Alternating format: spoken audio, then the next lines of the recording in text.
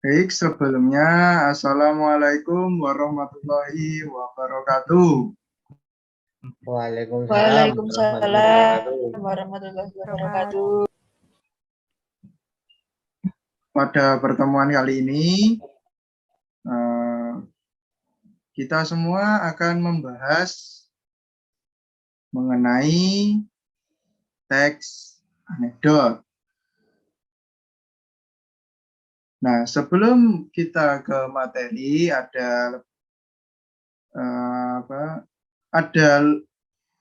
alangkah baiknya jika kita berkenalan terlebih dahulu.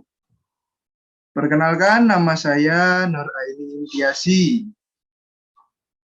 Dan juga ada rekan saya, Bapak Maulana Hilmi. Ya, nama saya Bapak Maulana.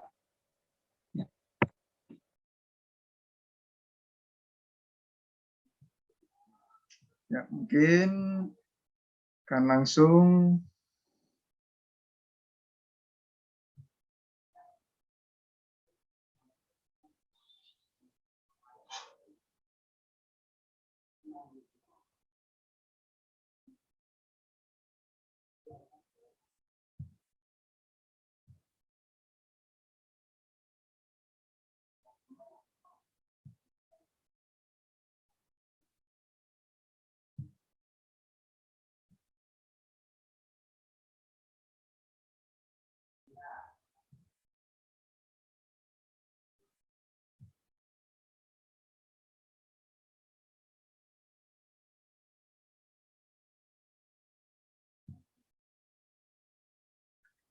baik. Pada kesempatan kali ini kita akan membahas mengenai teks anekdot. Nah, sebelum kita ke pembahasan,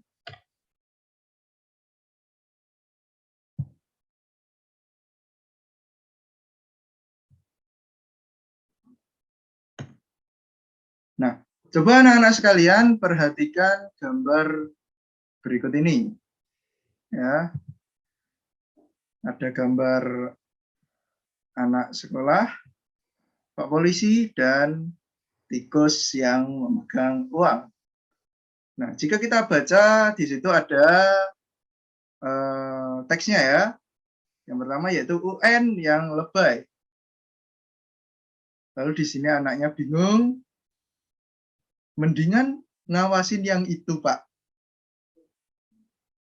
Terus Bapak polisinya di sini, maaf. Di sini Bapak polisinya dulu ya bilang Nah, si anaknya bingung. Nah, dia langsung ngomong, mendingan ngawasin yang itu, Pak. Terus di sini ada tikus yang cuma ketawahi. Nah, kira-kira murid-murid sekalian, tahu enggak ini maksudnya apa? Mungkin nanti dulu ya. Sindiran mungkin, Pak. Apa? Sindiran. Atau menyindir. Oke, kita kunci jawabannya nanti ya. Lalu yang kedua ini. Ini juga hampir mirip dengan yang tadi. Kan?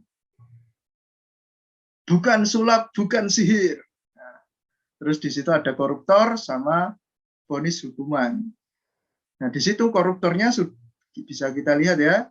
Itu koruptornya badannya besar. Nah, vonis hukumannya kok ringan. Nah, dua gambar di atas kira-kira menggambarkan apa ya? Dan apa hubungannya dengan materi kita hari ini? Nah, mungkin di situ akan terbesit di benak kalian itu seperti ini, kira-kira. Koruptor, ada cerita, terus ada hukum. Nah, mungkin dari jawaban tadi ada yang benar. Sindiran, ya kan? Terus lucu. Kira-kira tadi gambarnya lucu nggak? Lucu, Pak.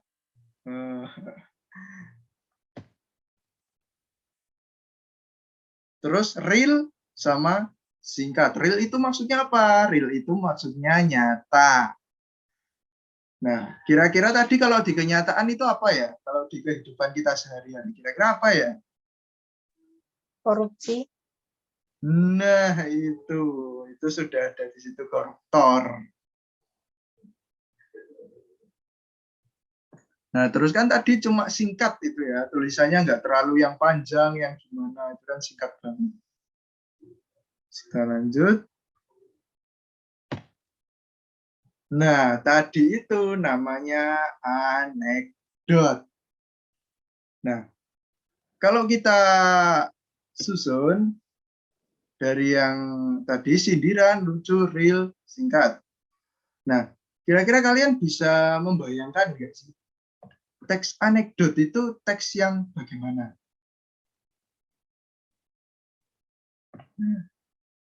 Ini. Sudah siap? Nah, sudah kebayang apa itu anekdot? Nah, sekarang kita akan membahas teks anekdotnya. Sudah siap semuanya? Siapa? Ya.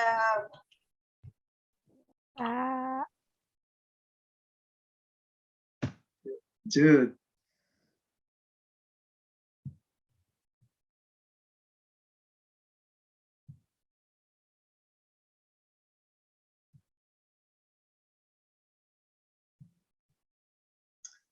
Nah, apa saja sih yang akan kita pelajari dari teks anekdot? Nah, berikut adalah apa saja yang akan kita pelajari tentang anekdot. Yang pertama adalah pengertian, lalu struktur, lalu ciri, lalu kebahasaan. Nah, kita langsung saja ke bagian pengertian. Nah, sudahkah kalian tahu apa itu anekdot? Nah, seperti yang kita ketahui tadi, anekdot itu teks yang menyindir tapi lucu. Nih. Anekdot adalah cerita singkat yang menarik karena lucu dan mengesankan. Anekdot mengangkat cerita tentang orang penting, masyarakat, atau tokoh terkenal berdasarkan kejadian yang sebenarnya, kejadian nyata. Kejadian nyata ini dijadikan dasar cerita lucu dengan menambah unsur rekaan. Nah, jadi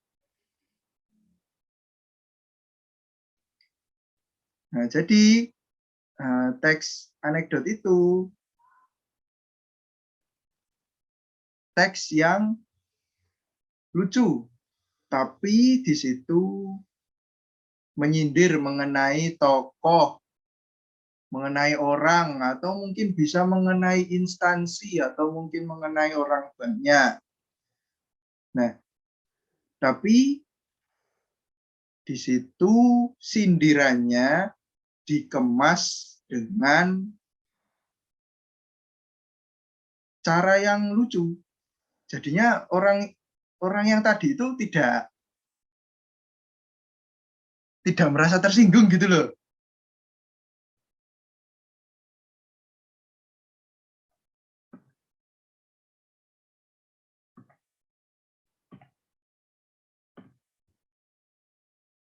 Nah, perlu anak-anak ketahui ya bahwasanya humor tadi kan sempat disinggung bahwasanya anekdot itu lucu, anekdot itu mengesankan.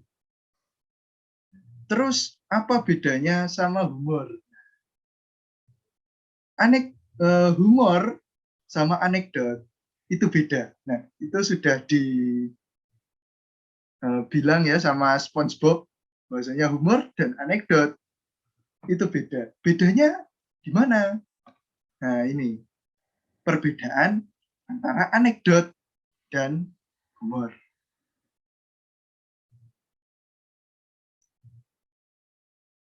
Dari segi aspeknya di situ ada ide cerita, isi, fungsi komunikasi, makna tersirat, dan bentuk. Anekdot itu dari peristiwa nyata. Kalau humor itu rekaan. Maksudnya gimana? Nah, kalau anekdot itu ya real ada gitu loh. Peristiwanya itu ada, misalnya korupsi itu kan ada. Kalau humor itu biasanya kayak cerita yang terkadang itu mengada-ada. Cerita yang tidak ada tapi diada-adakan. Nah, itu namanya imajinasi. Biasanya menggunakan imajinasi. Lalu yang kedua adalah isi. Nah, kalau di anekdot itu masalah terkait tokoh publik atau yang menyangkut orang banyak. Kalau yang humor itu masalah kehidupan sehari-hari. Jadi bersifat umum.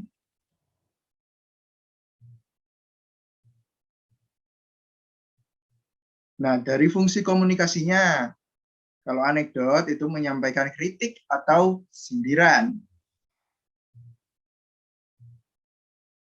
Kalau humor itu murni hanya untuk menghibur.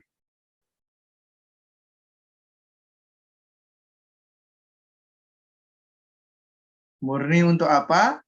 Menghibur. Jadi beda ya. Kalau dari fungsi komunikasinya. Nah, lalu makna tersirat. Kalau di anekdot itu ada makna dan pesan tersiratnya. Kalau di humor itu tidak ada. Itu biasanya kalau di humor itu tujuannya supaya orang itu ketawa.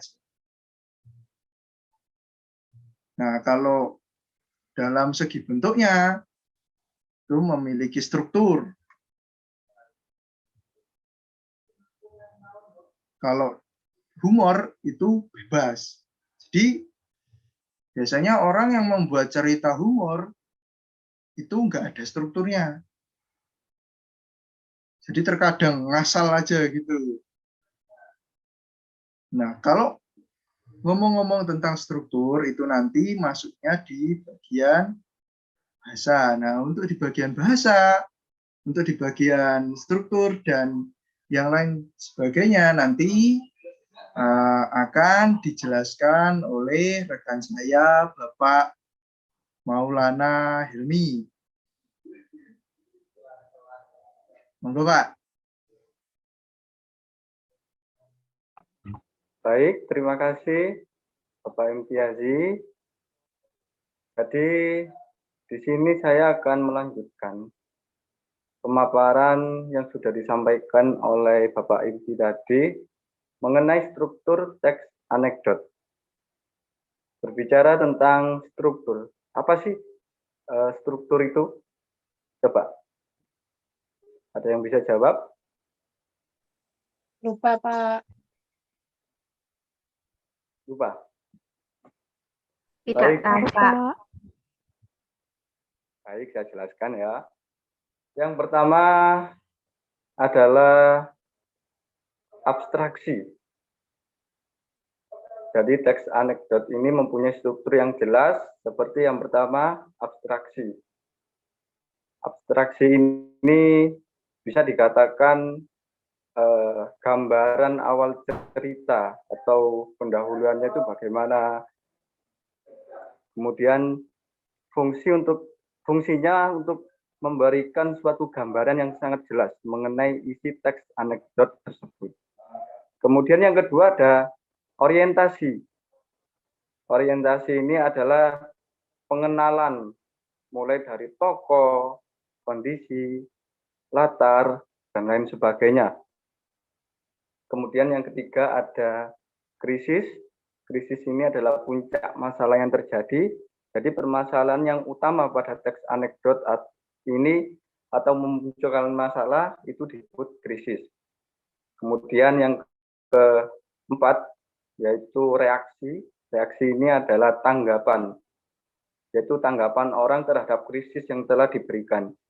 Artinya memunculkan reaksi ini dapat menyelesaikan masalah yang timbul pada krisis. Kemudian yang terakhir ada koda atau reorientasi. Bagian ini adalah bagian akhir dari cerita yang menunjukkan situasi terakhir pada setting cerita. Jadi terdapat pada bagian-bagian terakhir pada teks anekdot. Kemudian selanjutnya ciri-ciri anekdot dan kaidah kebahasaan. Yang pertama, ciri-cirinya adalah bersifat humor atau lelucon. Jadi yang sudah dipaparkan oleh Bapak Imtiazi tadi, teks anekdot ini adalah bersifat lucu. Artinya lucu itu bersifat buat orang itu ketawa. Tapi selain itu, Menghibur ya Pak? ya menghibur juga. Jadi selain menghibur juga, teks anekdot ini adalah menyampaikan kritik. Artinya menyampaikan kritik itu terhadap, misal, terhadap isu-isu yang hangat, yang dibahas di dalam masyarakat, sehingga isu yang diangkat dalam teks anekdot ini cepat mendapatkan perhatian masyarakat dan mampu memberikan dorongan atau solusi dari pihak terkait. Ini tadi terkait bagaimana perbedaan dengan humor tadi. Kalau humor isinya cuma menghibur saja, tidak ada makna, tidak ada pesan tersirat. Kalau teks anekdot ini memberikan makna dan isinya ada pesannya. Kemudian yang kedua, bersifat menyindir. Artinya menyindir itu tadi, misal ada sebuah permasalahan atau isu-isu tadi yang berkembang di masyarakat, itu bisa dijadikan anekdot. Tujuannya yaitu mendapatkan perhatian dari yang terkait dari permasalahan itu. Kemudian yang ketiga, memiliki tujuan tertentu. Memiliki tujuan tertentu ini adalah dalam teks anekdot ini isinya kan menyindir. Jadi kita kalau kalian membuat teks anekdot ini harus ada permasalahan yang harus ada. Misalnya pada topik-topik politik, itu kan yang sekarang lagi hangat-hangatnya, itu bisa dijadikan isi. Jadi memiliki tujuan kepada topik politik tersebut. Kemudian yang ketiga, menceritakan hewan dan manusia. Jadi artinya itu gini, secara umum teks anekdot ini mengangkat figur-figur atau karakter hewan dan manusia yang dibuat tokohnya bisa bicara dan pembawaannya lucu dan kocak. Kemudian mengenai kaidah kebahasaan, yang pertama keterangan waktu. Keterangan waktu ini menjelaskan tentang waktu kejadian seperti sore ini, kemarin, suatu hari, ketika itu dan sebagainya. Itu masuk ke dalam keterangan waktu. Kemudian yang kedua ada kalimat seru. Kalimat seru ini umumnya ditandai dengan suatu penegasan atau sebagai ungkapan rasa seseorang yang bersifat menyatakan. Kemudian yang ketiga, konjungsi. Konjungsi ini berarti kronologi atau temporal. Jadi kronologi ini berhubungan dengan waktu kejadian secara berurutan. Jadi di dalam teks anekdot ini ada suatu struktur yang terjadi waktu antara dari abstraksi tadi kepada yang paling akhir yaitu koda. Kemudian yang keempat ada kalimat retoris. Kalimat retoris ini biasa disebut sebagai kalimat-kalimat pernyataan juga, pernyataan yang tidak membutuhkan jawaban. Misalnya seperti kita menyindir ke seseorang, kan kalau kita menyindir secara langsung pasti dia akan marah.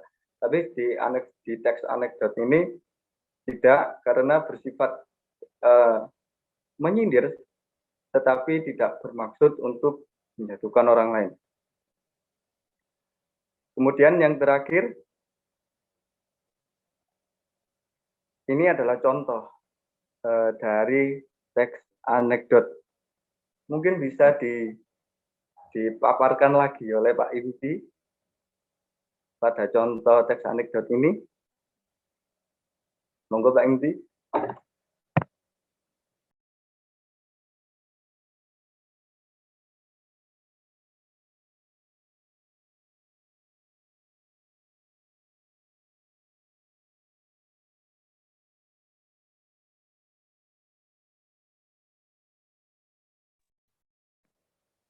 Baik, terima kasih untuk Mas Hilmi yang telah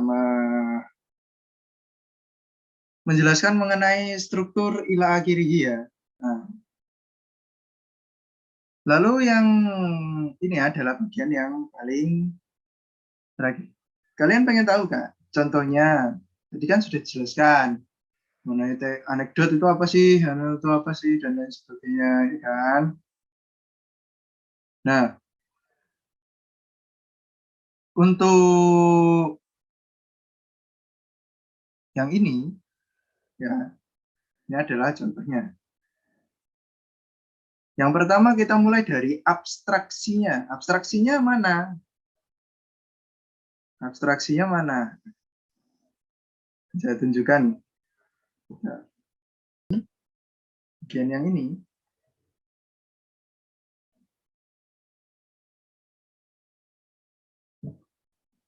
Nah, bisa kelihatan ini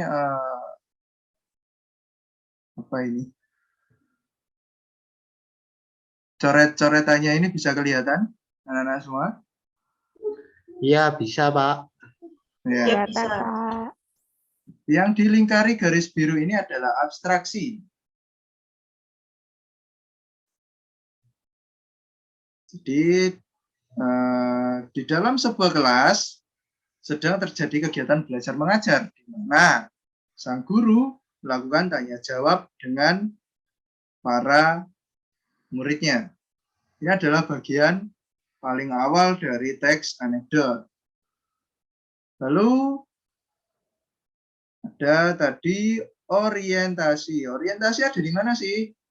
Nah, ini loh.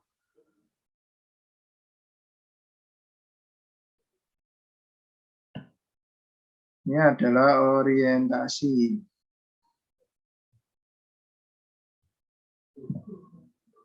Ini orientasi.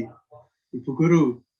Gurunya ngomong, anak-anak, apa tandanya seorang dikatakan pintar? Nah, di situ ada Ulfi. Ulfi, dia menjawab, orang dikatakan pintar kalau dia rajin membaca, Bu. Bagus. Ada lagi. Nah, terus di situ ada Bono. Rajin menulis juga, Bu, tentunya. Terus ibu gurunya ngomong, ya Bono, kamu betul. Terus di sini ada krisis.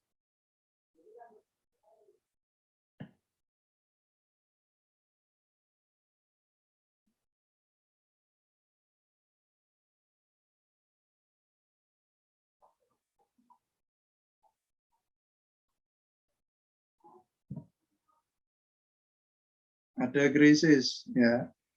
Krisisnya itu, tapi rajin menyontek juga, Bu. Nah, si Ulfi ngomong gitu kan. Nah, terus si Bono di situ, iya Bu, kalau tidak menyontek, kita tak akan bisa apa-apa. Misalnya dalam membuat pesawat terbang dari kertas, kalau tidak menyontek caranya, tentu tak akan bisa. Betul kan, Bu Guru? Oh iya ya, betul juga kamu, Bon. Nah, itu adalah reaksi.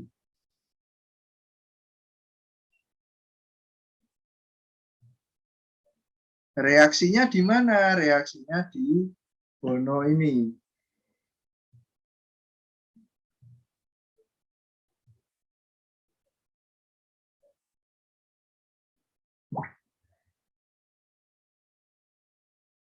Nah,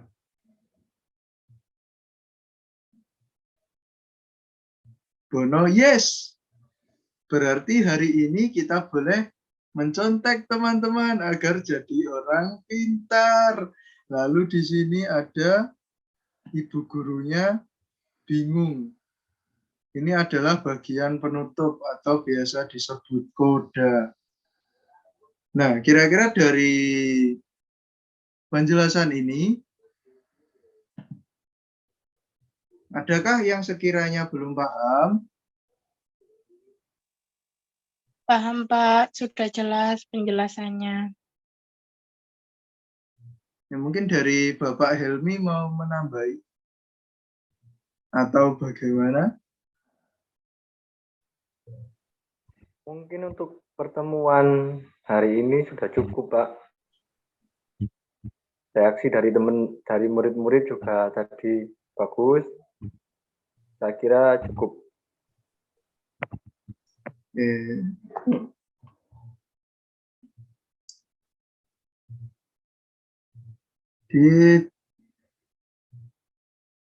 Saya stop share dulu.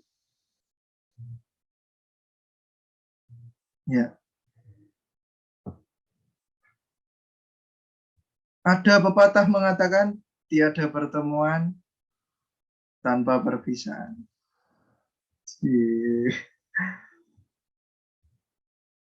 Jika ada kata-kata yang kurang berkenan di hati murid-murid sekalian, kami berdua mohon maaf yang sebesar-besarnya. Semoga ilmu yang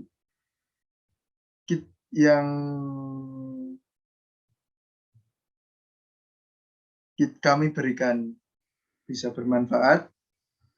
Wabillahi taufiq wal hidayah. Wassalamualaikum warahmatullahi wabarakatuh. Waalaikumsalam warahmatullahi wabarakatuh. Terima kasih, Pak. Terima kasih, Pak.